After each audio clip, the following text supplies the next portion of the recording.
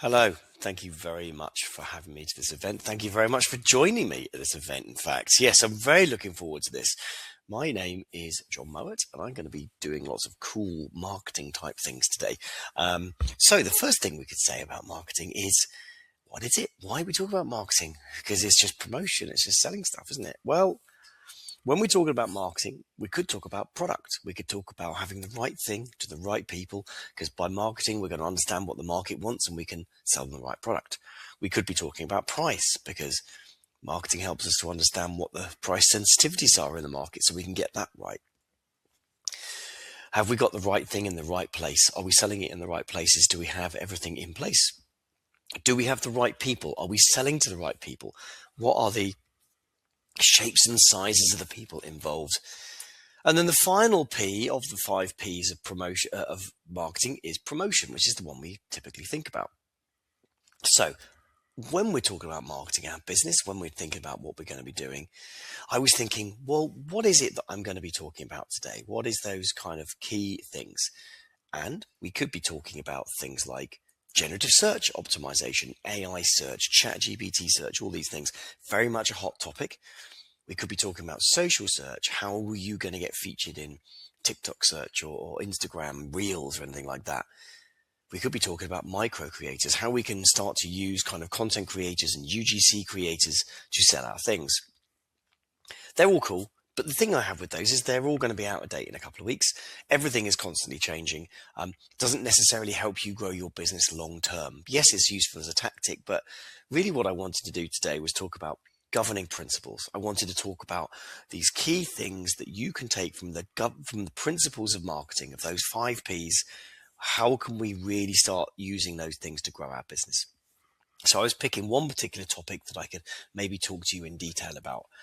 And what I've realized is the most helpful thing that everyone should understand when they're growing a business is how emotion and the way we tell stories will change the behavior of our audiences. Because that's what we're trying to do at the end of the day. We're trying to make people feel things. We're trying to tell them a story in a certain way so that their behavior changes and they either buy stuff or they tell stuff about it, all those kind of things.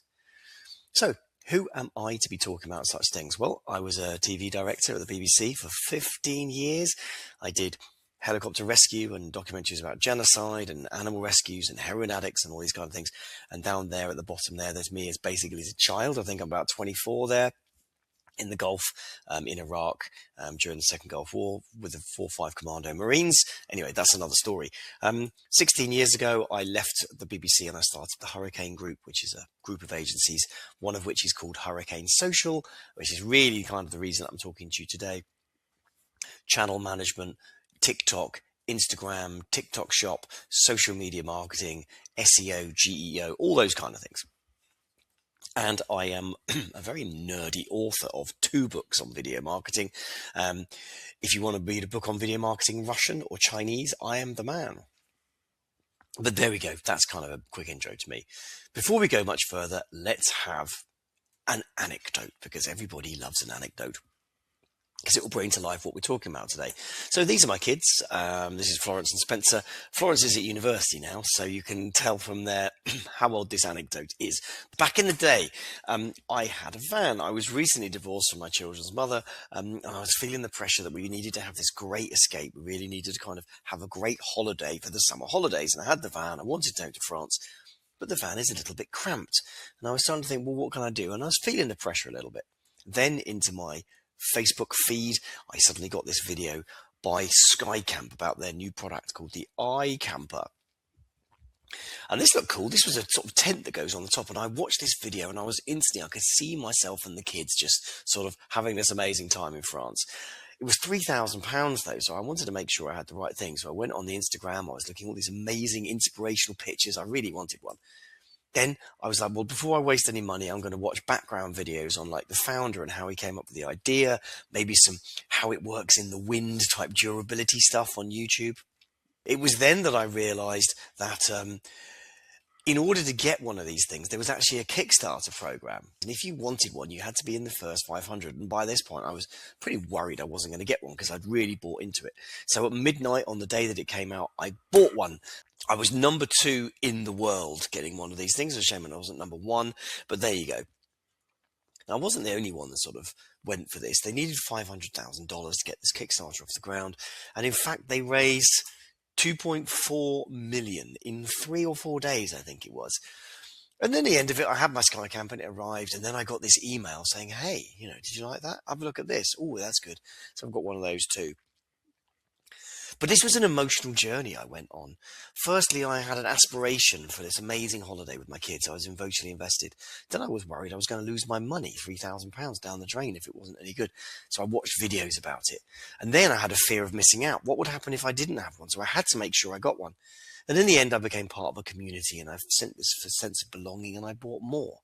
And it was that emotional journey which led me to buy that product. And that's what we're talking about today.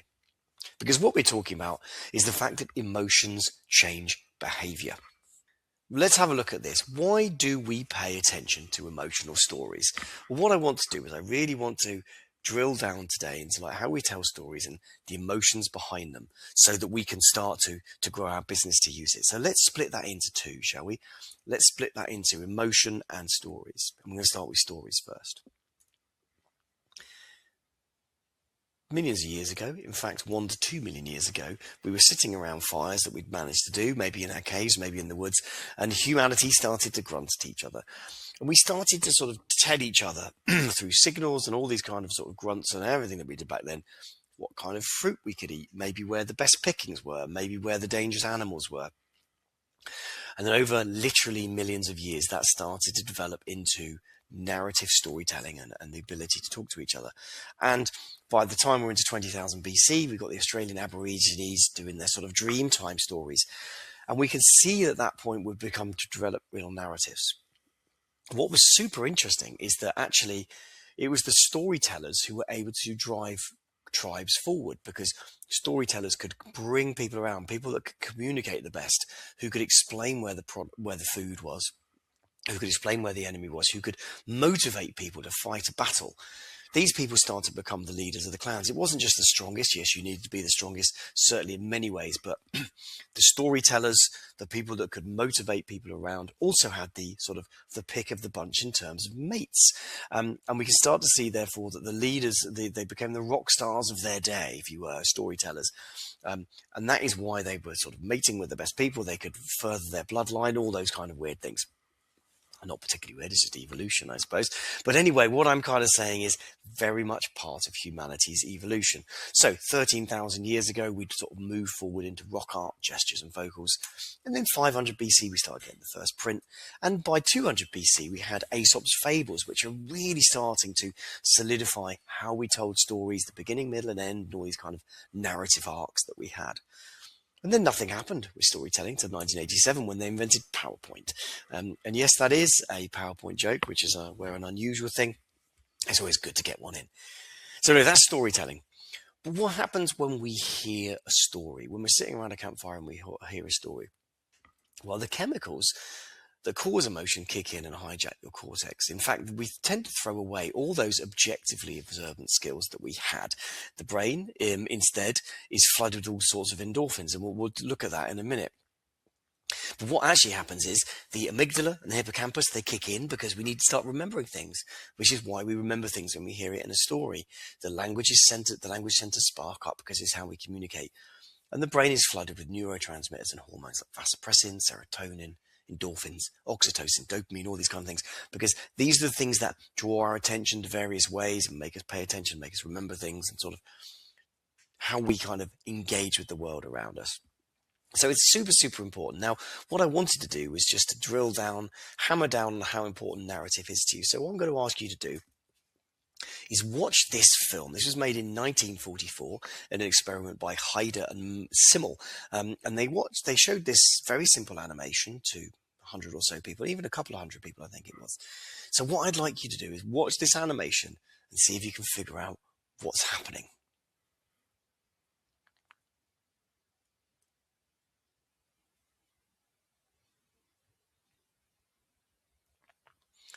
Okay, so probably most of you have attributed some kind of characteristics to this. Most people see this and say, well, there's a large triangle. It's kind of chasing that poor little circle's being chased around. And hang on a minute, this little triangle's coming in to help. And the little triangle goes in and they kind of trap the big triangle in there. And it's all sort of victory for the small things.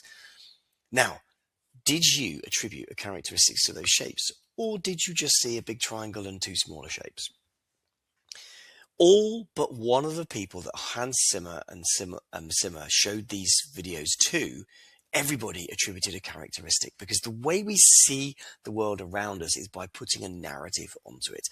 And only one person on the day actually only saw a triangle and some shapes, and she was apparently very late and in a bad mood. So she did say afterwards maybe she should have agreed more. Anyway, but there you go. So we now know that stories are vital to how we communicate and how we see the world around us. So where does emotion come into that? Well, what we can say is that emotions are actually what change behavior. If we want to change someone's behavior, we need to make them feel differently about that thing. How is that? How does that happen? Well, let's start by understanding a little bit of brain chemistry. Your brain, 2.5 petabytes of information in there, which is a huge amount of data. And that huge amount of data that we process sits atop our body and is only 2% of our body weight, but it does take up 20% of the power of our body. It's a heavy duty piece of kit, that, and it runs on this stuff. This stuff, as you all know, the chemists, some of you, is a glucose. Every time we switch our attention to something, every time we make a decision about something, we use glucose, we're burning it, which is why we need to have a constant stream of it to our brain. We make 35,000 decisions a day, 227 just about food, and that level of burning glucose could lead to decision fatigue and make to bad decision making. So we as human beings have had to find a way of handling it, because ultimately we're like lazy lions. Ideally, we'd sit around digesting our food, not thinking too much. We certainly don't want to burn a load of glucose thinking too deeply about things. Which is why humans have evolved with a wonderful thing called System 1, System 2 thinking. It's not a literal physical system in your mind, but it's how we interpret the world around us and make decisions. So System 1 is a very subconscious decision-making process. We make decisions quickly, with little effort and with little thought. If you step out in front of a vehicle, they honk their horn, you're going to step back in. You don't need to think about it too much. If we meet somebody we don't like or there's a bit of danger around, our subconscious will handle with that. If we think about driving, sometimes we can get to where we're driving and we don't even really realize we've got there until we stop. And then when we think, oh, I don't quite remember being conscious about driving here, that was your subconscious System 1 getting you there nice and easy, not using too much glucose. But then when we do get where we're driving to, suddenly we realize that we have to park in between a Jaguar and a Mercedes in a very small spot. Suddenly we're very conscious about our decision making. If we've got a mortgage to get, or we need to do something else major, System 2 kicks in. We're making decisions based on conscious pondering of data. Now, System 2 obviously burns a lot more glucose. So what we've evolved is for much of our decision making to be done automatically at low energy cost using System 1. And that's great. Now, what we do know, however, is System 1 is driven by emotion, because we haven't got time to debate with it. We just go on gut feeling and how we feel about things. So we know that we can change behavior by changing emotions, but actually we can't even make decisions without emotions. Now, any of you who did GCSE psychology will know who this chap is, or maybe even A-level or any kind of thing. Anyone who, you might even just dabble across him in YouTube. This is a lovely man called Phidias Gage. Now, Phidias Gage worked on the railroads back in the 1800s, I believe it was, and basically carried large pieces of steel around. One day he had a very bad day at the office and he shoved a piece of steel through his head, and he didn't die, quite remarkably. They pulled the stake out of his head, but what they did realise that he had smushed up quite a lot of the left prefrontal cortex. And that's really interesting, because we know that that is where emotion is made. Our emotions, when we feel stuff, left prefrontal cortex is where it happens. And Phidias Gage was unable to make decisions. Now, quite a few things happened to him. He was very angry all the time and his character changed, but he struggled to make decisions because he'd wrecked the prefrontal cortex where emotions are. Because how can you make a decision if you don't know how you feel about it? Because without emotions, we are unable to make decisions. Now then, what I'd like to do now is just run another little experiment with you. What I want to start doing is building on what we've done so far, and I want you to understand how emotions can change our behavior and what we're doing there. So the first thing I'm going to do is I'm going to say, watch this video and then tell me how you feel.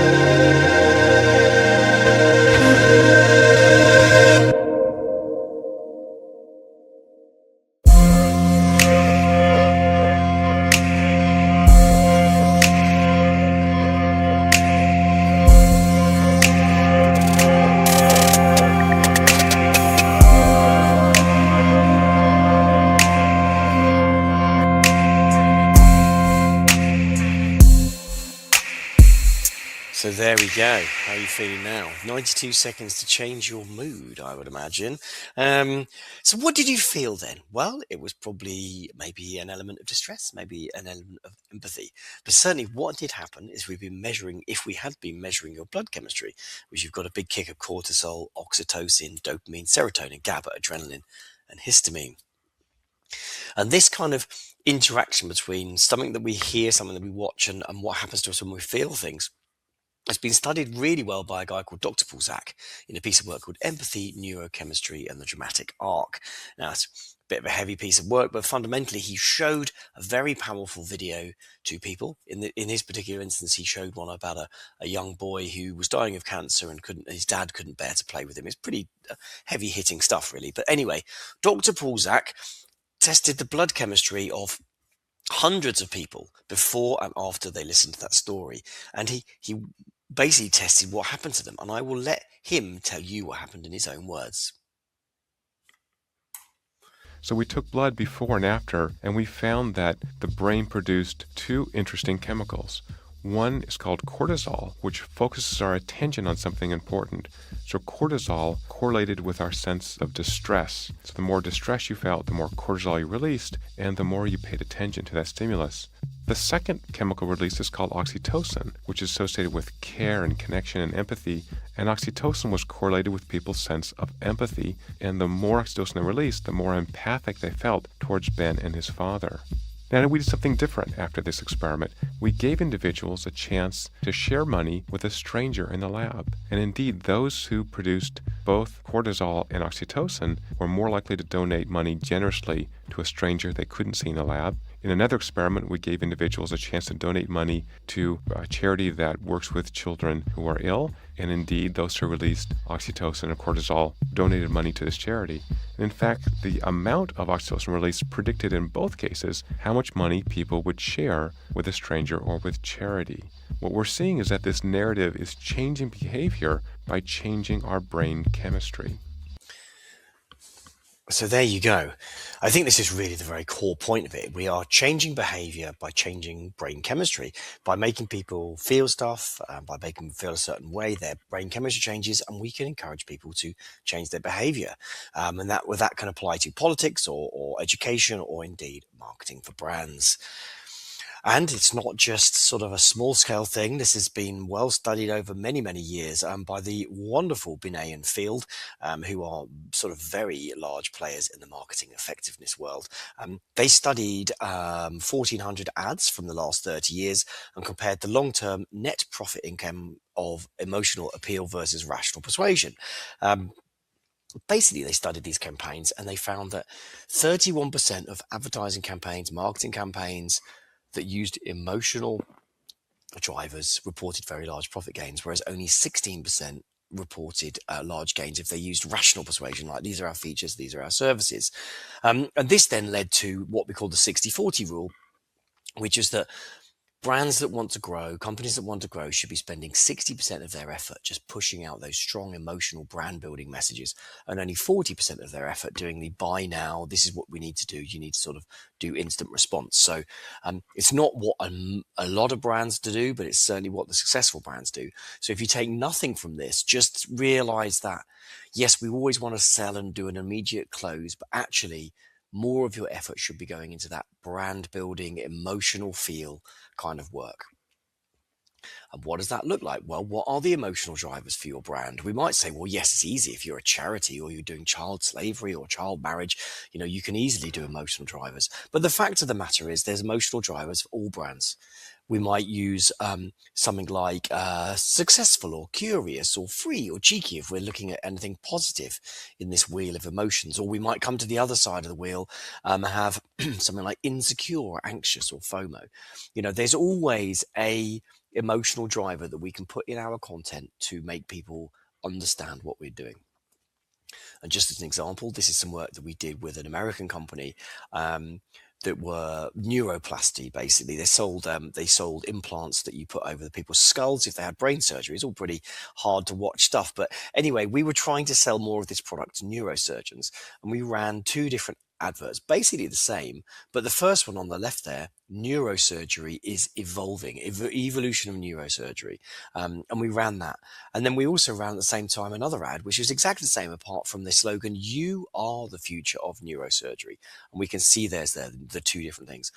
And maybe unsurprisingly, the one where we pandered to the neurosurgeon's ego and we told them they were incredibly important outperformed the other one 2-1. So even that small change from something like this is the future to you are the future is really important.